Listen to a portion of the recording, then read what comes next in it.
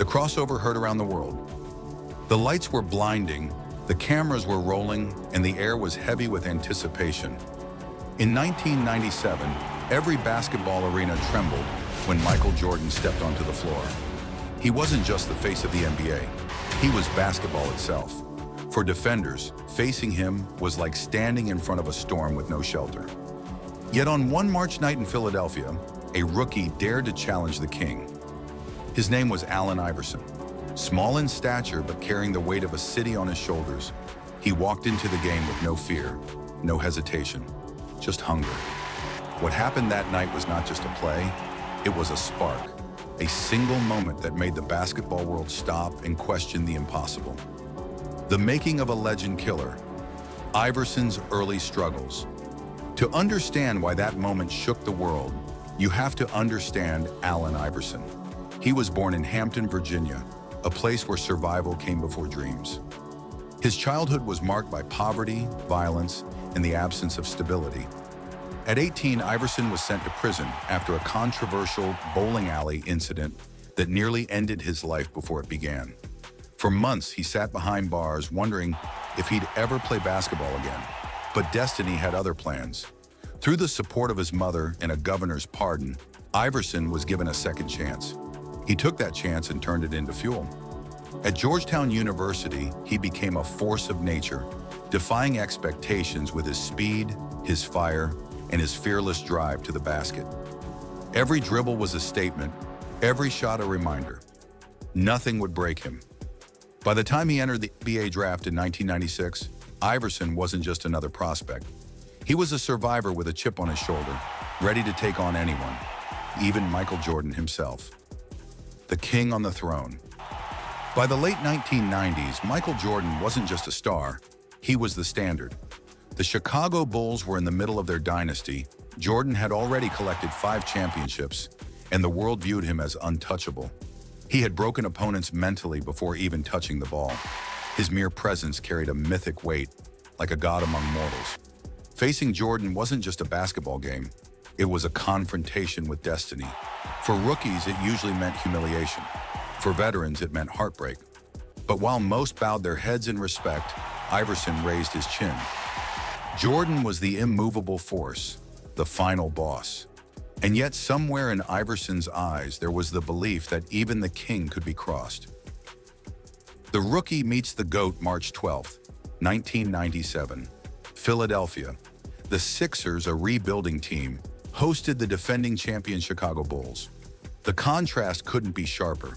The mighty Bulls with the greatest player in the world and a rookie point guard still learning the ropes. But that rookie came with fire. From the opening tip, Iverson attacked the basket without hesitation, scoring from mid-range, driving into traffic, absorbing hits.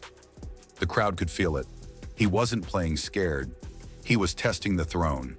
And across from him, Jordan stood steady, calm, unbothered. To most, it was just another game. But to Iverson, it was everything. This wasn't just competition. It was a chance to declare himself to the world. Iverson crosses Jordan. And then it happened. The moment that would echo for decades. Iverson dribbled at the top of the key, his small frame bouncing with energy, the ball alive in his hands. Guarding him was Jordan, crouched low, eyes locked, ready to suffocate the rookie's rhythm. Iverson went left, hesitated, then pulled back. Jordan bit, just slightly, sliding his weight forward. Iverson kept the ball dancing, then hit him with the second crossover, quick and ruthless.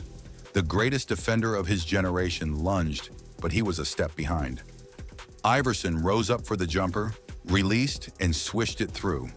The crowd erupted. Time froze. A rookie had just broken down the king, and in that instant, it felt like a revolution. Iverson didn't celebrate wildly. He simply jogged back on defense, expression calm, as if to say, "I belong here." Jordan, unfazed, kept playing, but the cameras had already captured history. How the NBA reacted. The play wasn't just a highlight, it was a cultural explosion. Overnight, sports shows replayed the clip endlessly. Analysts debated what it meant.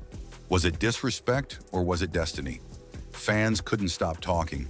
Kids on playgrounds tried to mimic the crossover. For the first time in years, someone had made Jordan look human. The league took notice. Opponents whispered about the rookie with lightning handles and fearless eyes. Older players shook their heads in disbelief, while younger ones saw a new blueprint. That single move was more than 2 points. It was a crack in the aura of invincibility. It was a reminder that even legends could be challenged, and challengers could write their names in history with one unforgettable act. Fearless or reckless? What gave Iverson the nerve to try that move? The answer lies in who he was. Allen Iverson never played the game with fear. To him, every possession was war. His practice habits, his relentless conditioning, his obsession with proving doubters wrong, they all fueled a mentality that said no one was untouchable, not even Michael Jordan. Some called him reckless, others called him fearless, but Iverson didn't care about labels. He cared about sending a message. That crossover wasn't about humiliating Jordan. It was about proving that even the smallest man on the floor could rise against the greatest. It symbolized everything Iverson stood for: defiance, courage, and the refusal to back down.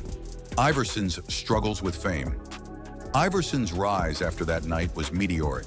He became more than a player. He became a cultural icon.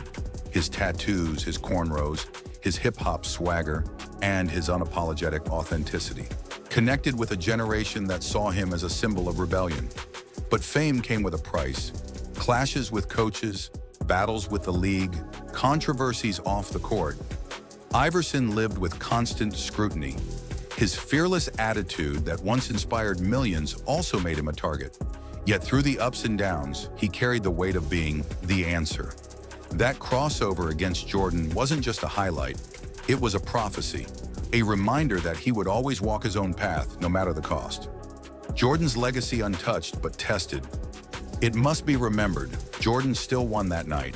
The Bulls beat the Sixers, as they usually did. His throne remained secure, his legacy untarnished. Yet something shifted.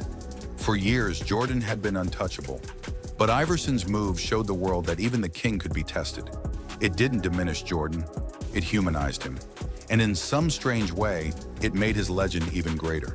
Because even when challenged, he remained the champion. Yet he never forgot the rookie who dared to shake him. Jordan respected fearlessness, and Iverson embodied it. The throne was never taken, but it was, for a moment, touched. A moment larger than a game looking back. That single crossover has become one of the most replayed moments in NBA history.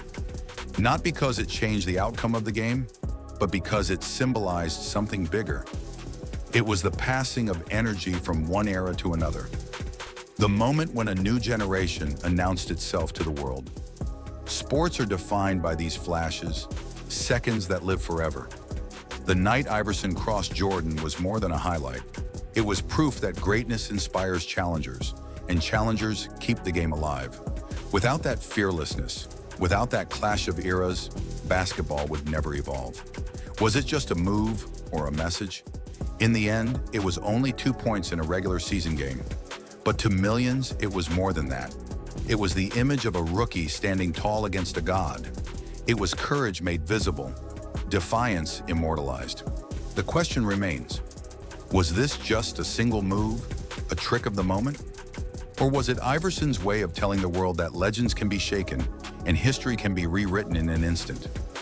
Perhaps it was both. A highlight frozen in time and a message that still echoes across generations. Fear no one.